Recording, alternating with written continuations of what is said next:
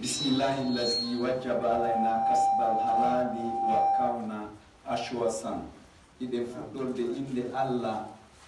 o fawɗo en ɗaɓɓugol jawdi no dagori waɗa en o fawi en kadi e wonu aden ɓe firnuɓe mo sowidirta juuɗe jooɗo tun. Au nom d'Allah qui nous impose d'être dévoués dans le licite, d'être entrepreneurs. Salaya manyinde ngamelo do moƴƴa alkasalu kufrum ngamelo do ko keferagu sakkitorta sa waɗata fuu san hay Allah ata kay mo inna kanko o walladima o yiɗa tampini e ni harale mo okkorma cellal ka ɓandu e ka hakkil fo kono ta a dullanaymo ɓay a memminotako na kadi mi woli ko Muhammad sallallahu alaihi wasallam وذلك ما دام الروح متعلق بالجسم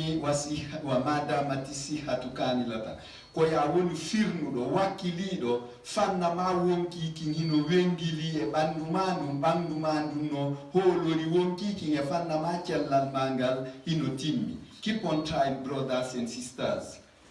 Cela c'est tant que l'âme anime l'organisme et la santé est complète. Never give up. Bolo kolo te mone bola goɗɗo do miskino ittata mone miskino mum hara ko miskindiri mo ko puyndam o wawata ittude mone hay fus o wawata. Kun mustahdiman ijtimaika la muhdima u wonu kurkantoɗo jama ma on wata wonu kurkowo jama ma on taɓe fo maɓɓe sa tigge ko fo moɓodira kafanama sa nawni ko ɗum ɓayɓe hawkoytama sawi a waɗi denɗaɓo a waɗay denɗaɓo ko be fo moɓodira am kurkano ɓe ata kurkuɓe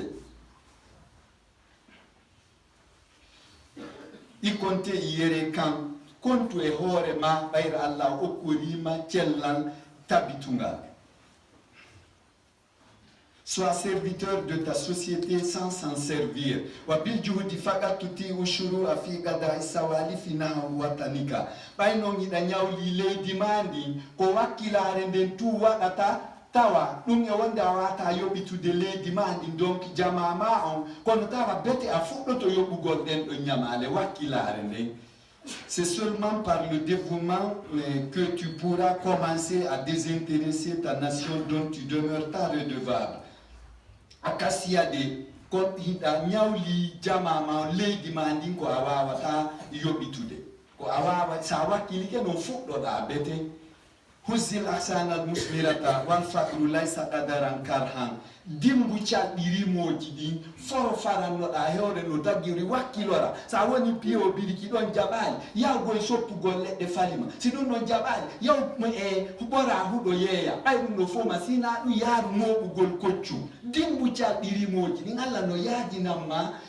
no débrouillera mon frère ɓayra ɗo basalinayigol ɗum ko kodduruye tun yawot menen ngol ɗo leñol ma nduɗo suudu ma oɗo famille ɓeɗo ko miskinɓe tun ɗum hina gonga na forcé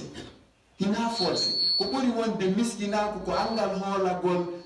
e angal iman hoolorgol Allah e angal cella tawa wawata fesko ɗum ɗo woni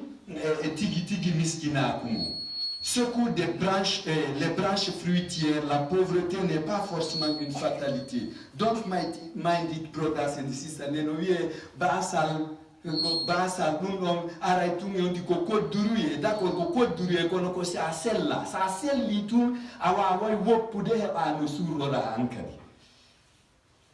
La tazal kafihan falka fahmuradiful hayat wata seedu e wakkilare parce que wakkilare ɗum ko tokora gurda en tant que ɗa wuri ko ya wakkilo sina ɗum a muɗay mone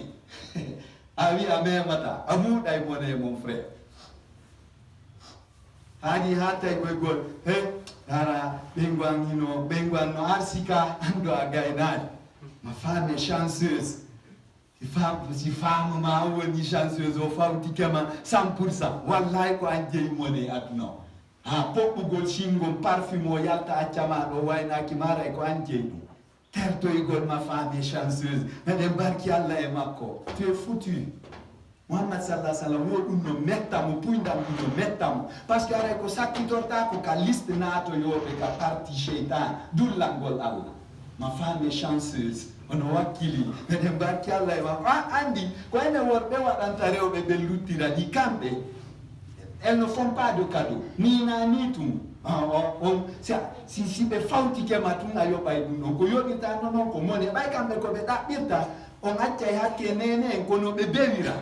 ko haka ɓe jeeye kamɓe ɓe ɗaɓɓita enen ko ɗaɓɓiten ko yeesuuro ko gorko to wata muññade debbo tampuɗo debbo wata muññade gorko tampuɗo. Ne te décourage point, la vie est synonyme de combat. Lata ishma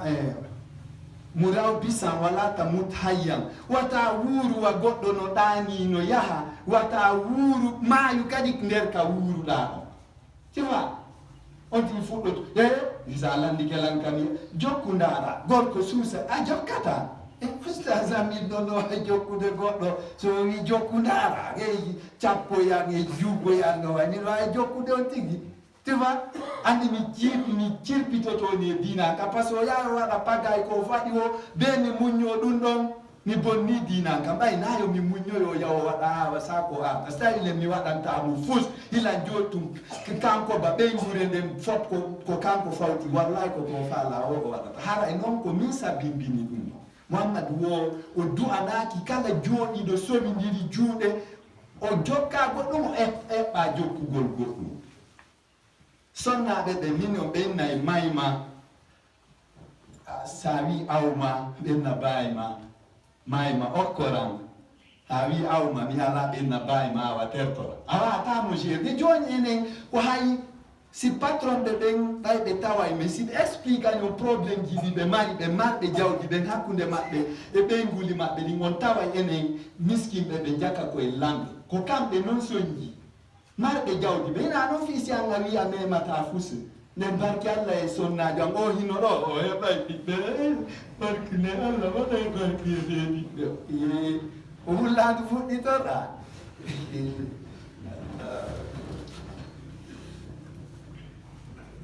ne vit pas somnambule, ne meurt pas vivant. La takbidanna yadayka mushtakiyan kayda zaman. Wata sowenir juuɗe maɗe yiɗa wullito ka yawɗa wo probléme ji aduna mo ɓeyi no fiɗa gongal ngal ɓoyɗoɗa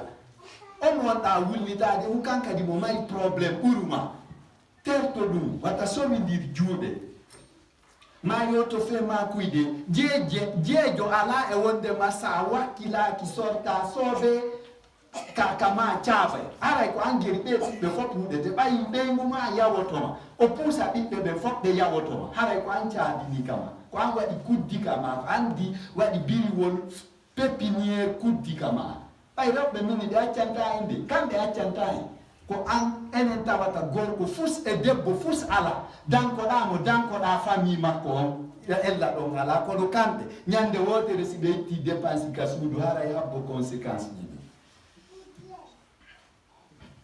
Ne croise surtout pas les bras en se plaignant des turpitudes de la vie. The downfall of a man is not the ending of his life. Remember, no condition is permanent, brothers and sisters. Fi a sonjike a feri ke ngal ɗo dagawal ngal jaɓali yuɓɓugol ngal go kadi wata wi a accirini sonja banu adama nde wotere ɗum hina sonja wakkilo catoɗa allahu ko arrahman hay heferɓe ɓen himo tawni ko arrahman yurmeteɗo julɓe heferɓe kadna o hawkatama allah ke bala mumade allah hawkata golle banu adama wakkilo kun usmana zannurayni liddini wal mujtamii ger wawa seydna ousmane wartanoɗa dina kan e jamama o minon seydna ousmane no wawi so wi magnum je temedere hino natude nadanamo marchandise o daroto ka l'école tunturum wayna ɗeɗo fof naade okkitiron ɗe quartier ka sare kono a waɗani ɗum a waɗi ɗum o siɗa ɗaɓɓude goɗɗum hiɗa jokki ko kanko tambitino dina kam ñande o natuno ka l'islam heferɓe wiya on na échoué interdit ousmane ko cuuco ousmane no mari jawdi o yalti ka keferagu ɗo natoy ka l'islam enen on en perdi c'est ça guera wona pionnier jo kon raidan lil islam wal mujtami wonu pionnier jo jippiranowo e leydi ma ndin e jama ma on kono ɗum fof ko si goɗɗum no woodi seeɗare joni noon seeɗa rewata allah jokkata en ɗan joni ande hari sayɗa fulla barki awura joni ko jungiani bitapit fulle gol barki tun gaynata joni wakiloto mon frère. Soit un Ousmane, le titulaire de 2 lumières, et pour la religion et pour la société. Quand venir mo Zunnouraini, Ousmane Zunnouraini, ko jom annoraji din didi, ko lumière ji didi wo o mari honɗum o tiggu Kulsum ha o gayni mo nela sallallahu alaihi wasallam o tirti on ɗon fati o tiggi Ruqayya kadi miñam on ɗon ko ɗum ɓeni o kanko tun heɓi lumière ji ɗiɗi ko gorko goto yeɗaka e tagge fof. Ousmane Zunnouraini hay on gala jibbinoɓe men si wiyay Ousmane o ɓeyɗo Zunnouraini jon lumière ji ɗin ɗiɗi haray a pentiri inde nde ɓurtilaɓe de Zunnouraini Ousmane Zunnouraini falmusmiratu yahjumu hannasu ande de ko fiinu kiki wombete sa ittata sadaka tun sa gollata a heɓata ko itta sadaka mo ittata sadaka o heɓata sagata ko fiinu kiki wombete. Seydina Ousmane en ɓen ko kelɗunoɓe mo wakkilinille on ari no sortisoɓe no wakkili hino no gorɗi e nder nunɗal e nder ɗaɓɓugol halal. Les abeilles ne s'entassent que sur l'arbre fleuri. Ça nangi non e wigol tum min babe wallanilam babe min ɗo fawi ɓen hay fusɓe waɗanal min no ndarum paare nde mawɗon hay fus o waɗali quoi no ɗum tampini ɓe gannaden no Barcelone mi waɗa ka saare ka Messi hoɗi ɗon 364 buts et 364 buts o man e Messi kono ko babe gaɗi mi yaha mi waɗa Barcelone mi hoɗida e mi wonata ka équipe Barça o woni ɗon ay a gaynali babe ma kelɗa ɓe fina ɓe wakkilaki ɓe neƴima ha a janɗi ɓe neƴirima l'islam ɓe dankikema andi goɗɗo wino yaye makko no feƴƴata e ben makko fatike wonni yaye ɓenna wonni miñam mon fawi men ɓen kon woni fusɓe accanali men sina koye ɗo cuhoytato woni ɗo joni nduɗo suudu ko suudu yumma nduɗa ko suudu sina min mi woni ka kay borru maɓɓe ɗum ɗo ndaare tun fi Allah ko moggo mi maayi fi kewe e huɗɗuma e huɗo ɗum ɗo gasani yumma makko maaki ndara a waynodirano e koto e miñangan bayma oni mi waynodirno e maɓɓe kono ɓe wasiyola gonɗum fusɓe ala ɓenni awa ndarale ɓe ko mo marno keesuwal kanni mo sorni e ley suudu ɗo mi sikki tun koye ndundu wonɗa ɗo accu gera jasa seeda e tampere o tawi hay ñortugol kewe ɗen e ɗuma no neɓani mo hokki yiite o sunni ɗum ɗo waɗi kile o inni ko woni nder ɗo kon simi hendirke ɗum joni mi yoɓa yo onon e walluɓe landunɗo ɓen ɓe liɓi ma andi fof ɓe jasi ɓe irbiti ɓe yiyaali wonni yahay mi yiyaali ɓen gasi watta décourage haray ko nduɗa ka suudu yummama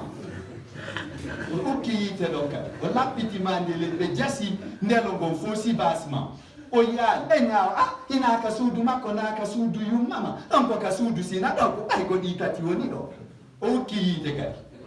o jasi ɗon kadi o yiyaali miɗo yettadema ko ɗo andata wonde min bemma naɗani kange e dow am hande wotere kono laaɓante poyɗo si bemma no kelnoɗen a heɓa feccere kuncuhum suudu goturu ɗo a joƴay anda e bamma hari ko gana donc ɗertoɗe gata kugol ma min no ndara mi flengay o mawɗo ko ami flengay baaɓe par ce que ɓe wallala sa yaden no tampa ɗo e o flengade aray a gaynani a borrama aduna e laakara haɗi sorta soɓe ɗaɓɓa kunki kala ronki haɗi ɗaɓɓa an awa ɓay bemma kañum welsinino an wata welsindo wakkilo terto ɗum ko ɗum nakira fuɗɗorɗa aduna ma mi flengay baben ko ɗon gonɗuma gun haaɗi ana usiru shahihal musri ala sahihil muqli min do min Abdoulhamid ko ɓuranilan ko guddo marɗo jawdi e dibaso moƴƴo guddo simo mari jawdi du ñande o fewti e hoɗo ngo wo loppoto welay kono omo ala fus memata fus go a foɗoto lande maju ndara sila marno hakke ma accata min tanteno mon ɗum nafata mon frère seɗa rewata Allah jokkata en ɗandi wallahi ko marɓe ɓen ittata mon e wallito ka dina wallito musidanga min de ko marɗo mo okkata on ɓuranilan eddi o wiyowo kañum sino marno okkay tawa ko miskino bolo kolo c'est vrai waɗa ñande fewti e mo falana on wowele e bawgal Allah. Je préfère le pingre nanti au démuni gentil. Yadul ya afdalu indallahi min yadi sufla. Allah dali wo kañum do ko ɓurani ɗum ko jungo okkowo ngon e di jungo jaɓowo ngon ko jungo dowo ngon wo ɓurani Allah e di jungo leywo jaɓowo ngon par ce que o ɗa woni waɗude ko du'orani ɓenni mo hiiri ka hirtiɗon tum o nunnay fenade ça c'est clair wigol hiɗa gorɗi hiɗa ɗumanni ko ha tampa sa tampi tun a respecte ɓenni banu adama wono laɓa wimi banu adama laɓama wosi yimo ɓorni ɓenni banu adama no mari ndimu minni banu adama heɓi ndimu o sino haari sinanga hawkay to ndimu sa sortari so ɓe wakkilora no dagori de wonɗe wolde haray a bonni fima on e kala wiyeteɗo ko ɓiɗɗo ma par ce que ɓe fof ɓe wonay huɗa sa wata huɓindade ɓey guure ma ney gasata a wiyata pay koy joni ko ari ko télé wiya awa joni ɓe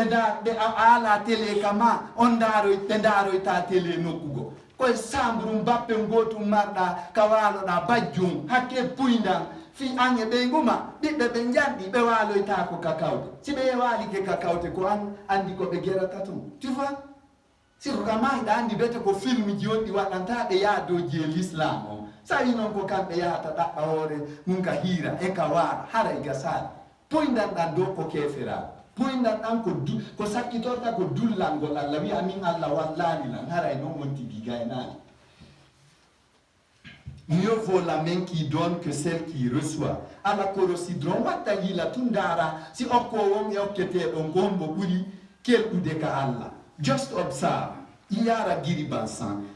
Ish mutiga la muzniban wa mukhisa la mukhasan. Geru wana ta marɗo taɗa walla yimɓe ɓen hara hina hara hina a heɓowo zunubu fi ko soñjata a yimɓe ɓen kon wonu faabotoɗo ata wonu faabeteɗo. Vie capable et non coupable, secourant et non secouru. Laziness is worse than everything, brothers and sisters. ربنا ظلمنا أنفسنا وإن لم تغفر لنا وترحمنا